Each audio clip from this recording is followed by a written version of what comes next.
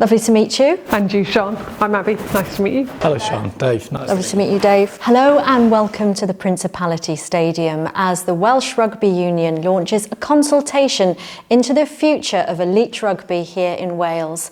Abby Tierney is CEO of the WRU and Dave Reddin is Director of Rugby and Elite Performance. They're here today to talk about some of the challenges facing the sport and also some of the recommendations that the WRU's executive team are now putting out for wider consideration. So, hello to both of you. Hello. Hello. I'd like to start by asking for a bit of context, I suppose, and background, because, why this consultation, why particularly now? So, Abby, in terms of that, perhaps you could discuss some of the challenges that are currently being faced by the game. Globally, rugby is facing significant challenges, particularly around increasing costs and reducing revenues, so really struggling to compete at an international level with other sports. And when you have your costs going up and your revenues going down, then there's only one way that's going to go. So we need to be able to tackle that and try and put it on a sustainable footing. And we've done a lot. We've stabilised the finances here in the WRU over the last couple of years, but there's still a lot more we need to do going forward. We've then got challenges in things such as fan engagement, so we're seeing the number of fans engaging in rugby is dropping. We're seeing the fans that do engage tend to be ageing fans, so we're looking at how do we attract new audiences, and again that's a global challenge. Then you've got, and I think even the playing is being challenged by things such as concerns over concussion and player welfare. So you've got a whole multitude of headwinds that are hitting rugby. And then if you look at Wales,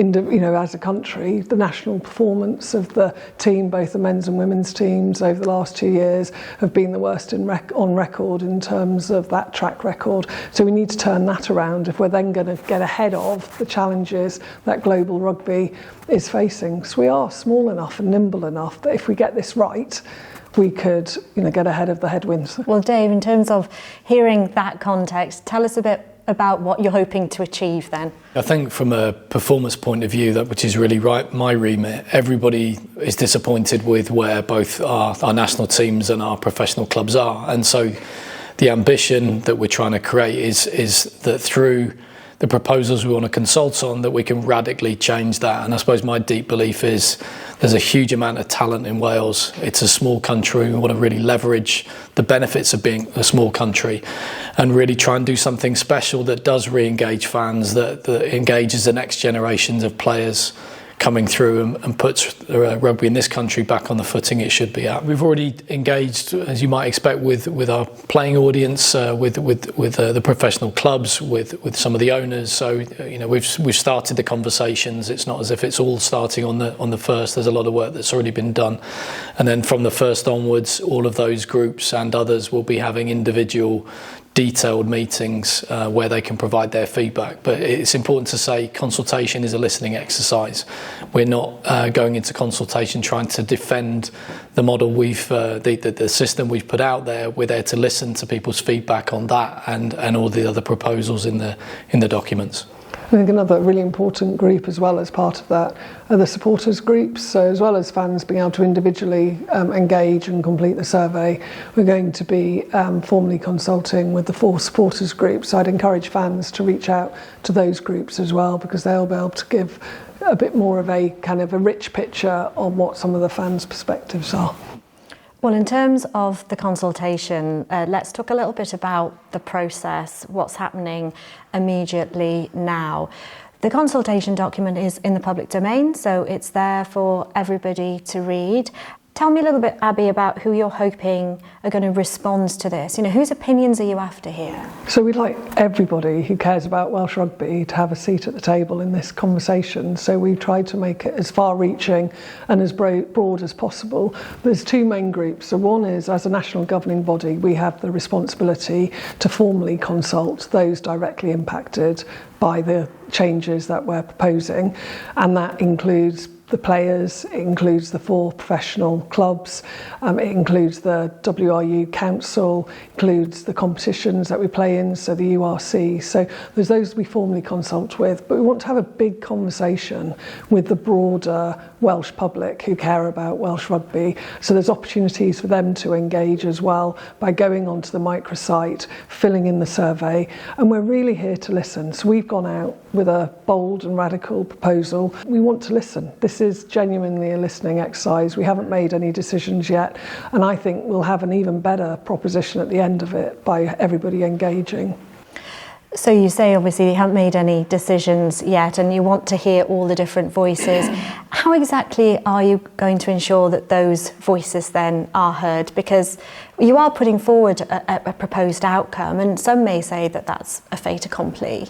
No, it definitely isn't. I think people can see in the consultation pack the thoughtful process we've gone through to look at some different options, and we've assessed those from a financial deliverability, from a high performance perspective, and also how feasible are they. And we've shown our workings really transparently in the document, so that gives people a chance to say, actually, we don't agree with that assessment, we actually think that model could work better, or actually, have you thought about adding this to the proposed model? So definitely no decisions made. Our board has not made a decision. There's still lots of different views around our board at this point in time, so they want to listen as well. So it is going to be transparent, and we are using a number of different tools to ensure, say for example, for those who are being directly impacted, we'll be having detailed, lengthy discussions with them once they've been able to read the document in full, and then for others there's opportunities through things such as the survey. So Dave, an opportunity there, is there then for the fans, for the community groups, really the grassroots to be getting involved with this? And I guess people might be wondering, you know, will the consultation findings or feedback, will that also be published? Yeah, I mean, ultimately we want, as Abby said, we want people to have a voice. So we do encourage the fan groups to give their voice. As Abby said, they're a slightly different group from those directly affected, but they're a massively important group to take account of. Our process going forwards is the executive have got to pull together all of this vast amount of information that we're going to collect during this period of time, make sense of it, and then recommend what we believe as an executive is the right decision going forward to the board, and then the board will make a decision on that, and I'm sure at that point we'll be in the we'll publish the findings of that and the detail behind it so that everyone understands how we got to that decision. Let's turn to the ambition then for the future and get into some of the strategy. Dave, I'll ask you first of all, if you can, to take us through that long-term vision. It's being referred to, isn't it, as the proposed optimal system. I mean, there's a huge amount in there, but take us through some of their headline recommendations. Yeah, I mean, the first thing to say, Sian, is that I think we should be trying to raise our ambition. So I think what's in the One Wales strategy is great, but I think the Welsh public and the Welsh fans really want to talk about winning. I mean, ultimately, that's what we derive most of our pleasure and our pride from. And I genuinely think we've got the capability in this country to win. And so the system we're putting out there for consultation is an interconnected system. So it's not just 5 single elements. All of those elements speak to each other to try and create more than the sum of their individual parts, if you will. So the first element of it speaks to the number of men's professional clubs and number of women's professional clubs, and we're proposing that there are 2 men's professional clubs, and that decision, as difficult as it is, allows us to elevate the funding and the setup around those two remaining clubs. That means that they can compete at the top level. That means that their staffing structures, their player, their squad profiles is at a level where they can genuinely start to contend for domestic and European honours. And then the money that's released by not having 2 other clubs allows us to think about strategic ecosystem of investments that really create strength for the medium and the long term in a number of different areas that I can go on to explain more on. Just picking up perhaps then on the financial sustainability from what you were talking about there, Abby, just how key is financial sustainability in this plan? It is really important. I think we all know that actually the point at which probably caused us real pause and think about what the financial sustainability was Cardiff going into administration in March. That's one of the oldest rugby clubs in the world, and if it can't sustain itself, then that's a real challenge. And so the investment didn't come through there. So one of the things that we've looked at in this model is a way to make what we're asking of private investors to reduce that and to make it more sustainable and to try and ensure that these clubs are profitable and therefore attractive to investors. So that was really important. But also I think what we have done in the past is potentially invest in certain areas of the system at the expense of other areas of the system. So we're trying to really say, okay, what are all the different elements and how do we reset some of that? So as well as ensuring professional clubs are financially sustainable, what do we need to do with our pathways, what do we need to do in our academies, what do we need to do for the women's game? So looking at all of those different elements, and that it's sustainable against the headwinds that I've already discussed in terms of rising costs and reducing revenue. So we've looked at all of that and believe that what we're putting forward will be a really strong proposition financially. And Dave, you were talking about Wales wanting to win.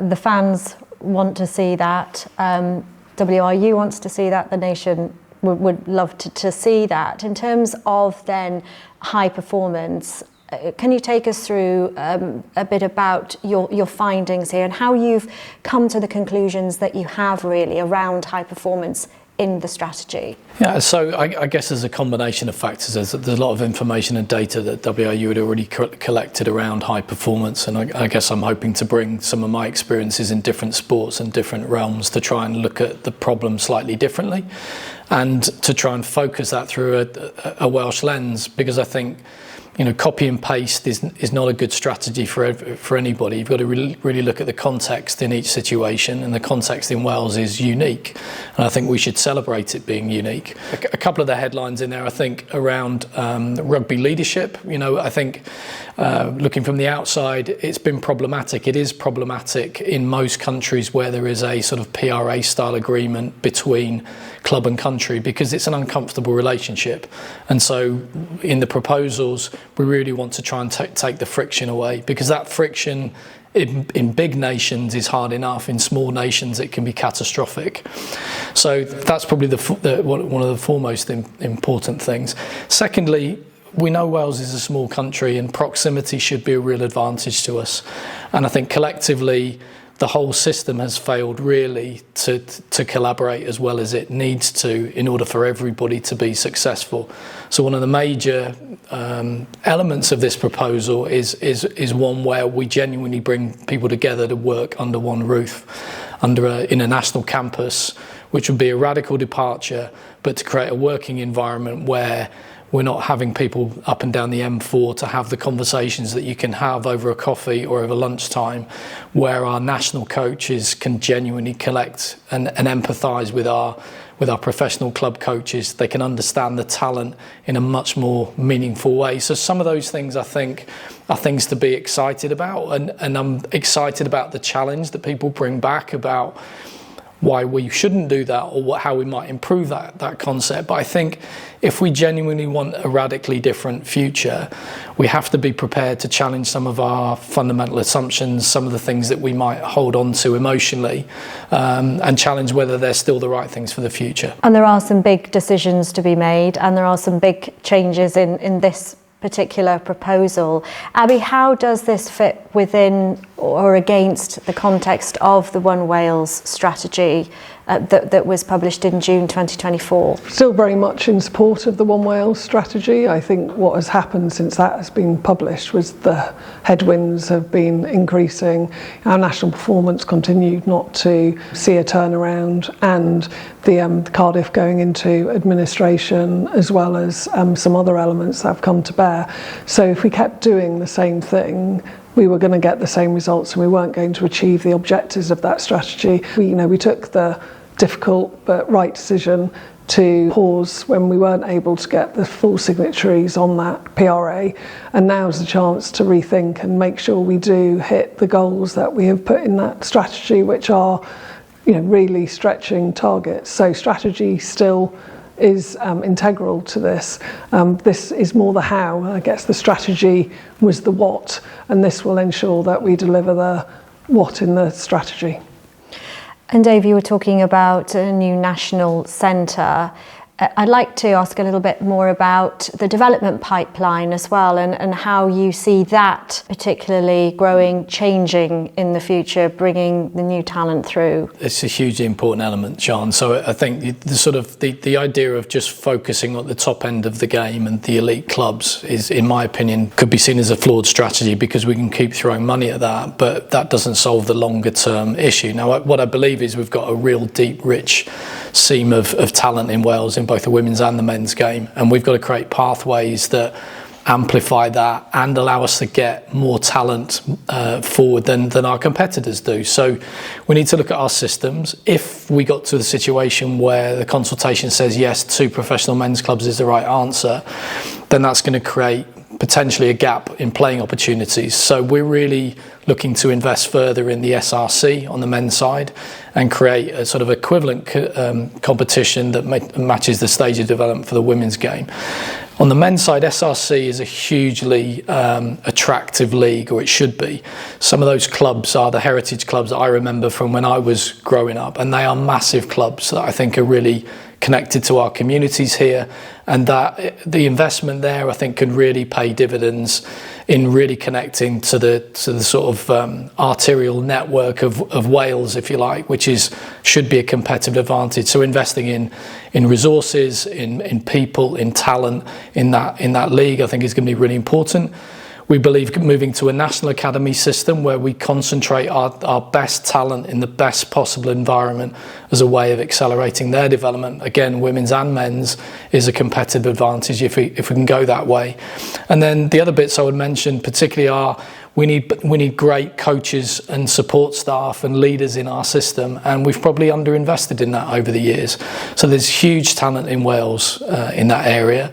In this proposed system, we want to invest more in that and use something like the national campus as real leverage to really shine a light on that and create an inspirational place for learning, so that, you know, as we go forward, we've got a succession plan of top talent, both for our clubs, our national teams, but also working in the game globally. So that's the ambition. And perhaps I'll just touch on the here and now, because it's the Rugby World Cup, pivotal moment for the women's game. It would be great to get your thoughts on what you think are the biggest opportunities for the women's game really in this strategy. The women's game is at a stage of growth where, you know, we're really going to see quite a lot of quick changes over a compressed period of time. But for our women's team going into the World Cup, I think it's the ability to showcase their talents on the global stage in front of a home audience, or a nearly home audience, if you like. So that's the biggest immediate opportunity. I was fortunate enough to see some of that happen in football with the Lionesses, and that journey is one I hope our Welsh women's team can really emulate, because that ability to inspire the next generation through is going to be critical to how quickly we can grow the game in Wales for women.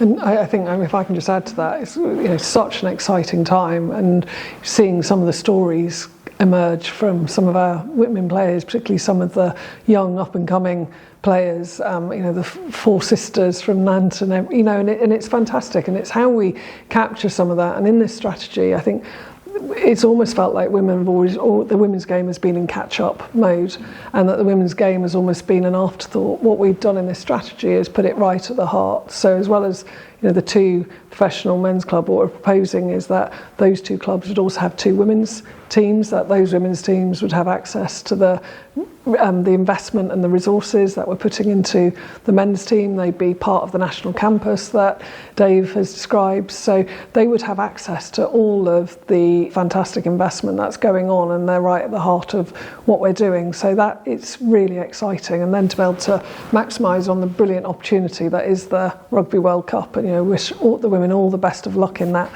is going to be fantastic. And just turning to the proposal, then the 2 professional clubs, the 4 teams with the 2 women's teams, the 2 men's teams. If we can touch on the likely impact on that on people, because there'll be people who are working in the professional clubs at the moment, whether they are players, whether they're support staff, and they might likely be concerned at the moment. They're thinking about their futures. What would you say to those people? Yeah, look, I think any change process is clearly unsettling for people. But I think what we should say up front is this is a consultation process. We haven't made any decisions. What I'd also say is, even if people, which is our tendency, I suppose, is to look at the extremes, so what would happen if, I think what we've got to recognise within our professional clubs at the moment, we actually underinvest in staff across both commercial and performance. So it's not a definitive that if there were fewer clubs, there are fewer roles, for example. So I think I would really encourage people to be open-minded going into this. We want to build these clubs into real premium brands and premium clubs that compete at the top level, and at the moment they're not set up to do that.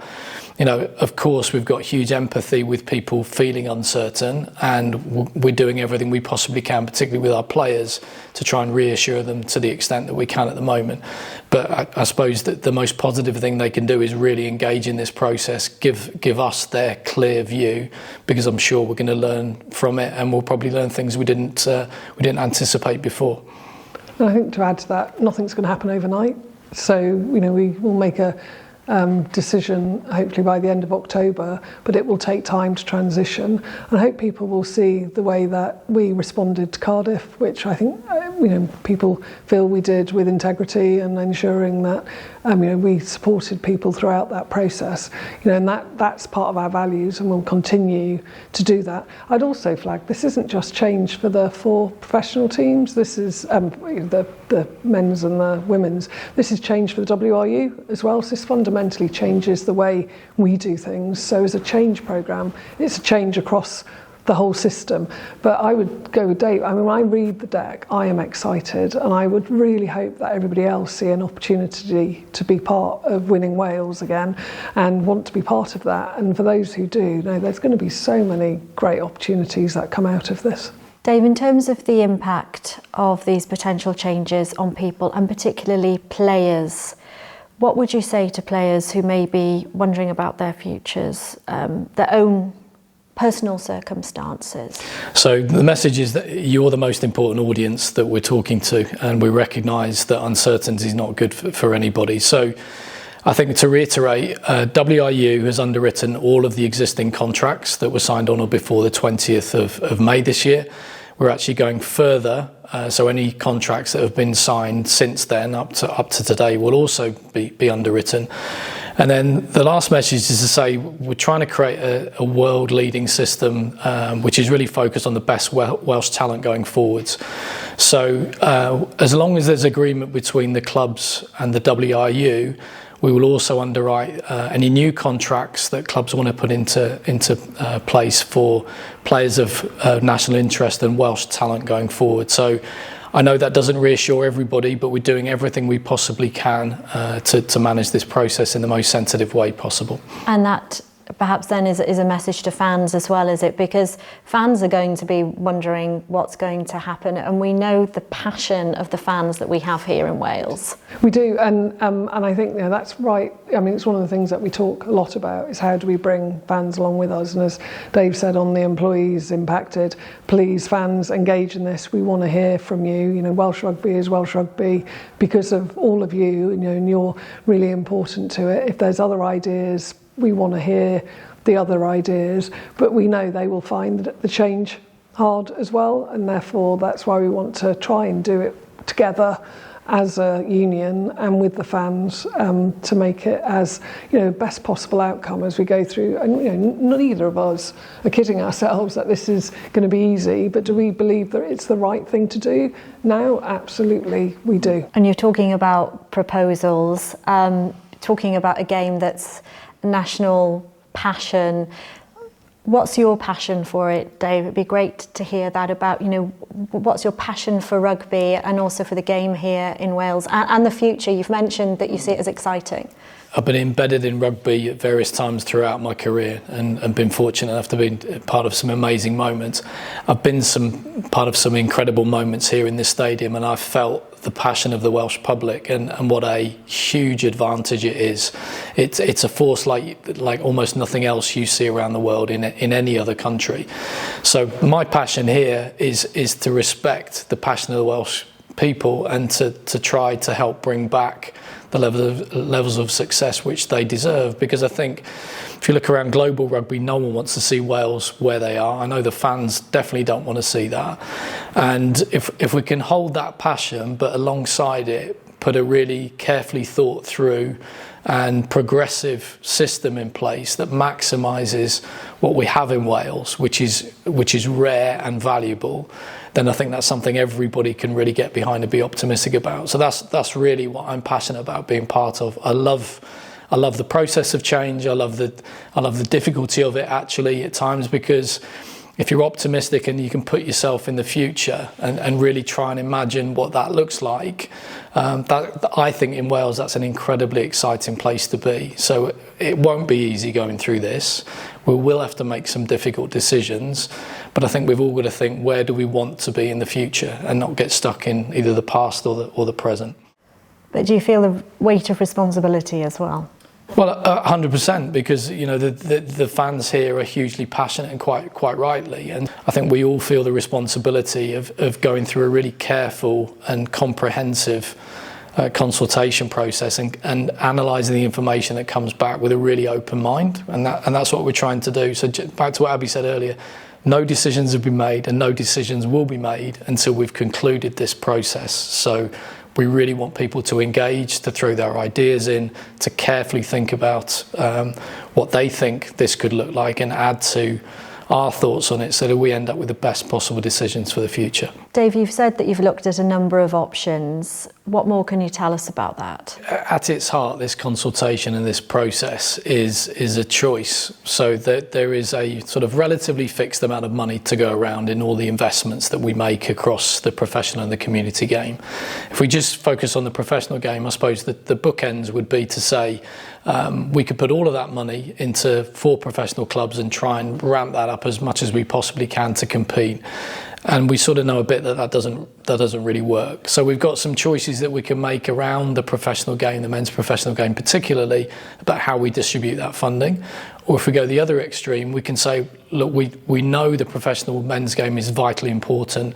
How do we do that optimally? But how do we also think about the wider system? So how do we deploy investments into different areas of the system, the women's game, the pathways, coach development, infrastructure facilities, that can create a much more robust and efficient system for the future? And that's sort of where we are in this consultation. And hopefully what comes out in the documents is the pros and cons and the evidence that sits behind some of the choices we're asking people to help us make. Dave, Abby made the point about nothing will happen overnight, but what can you tell us about the timeline for change?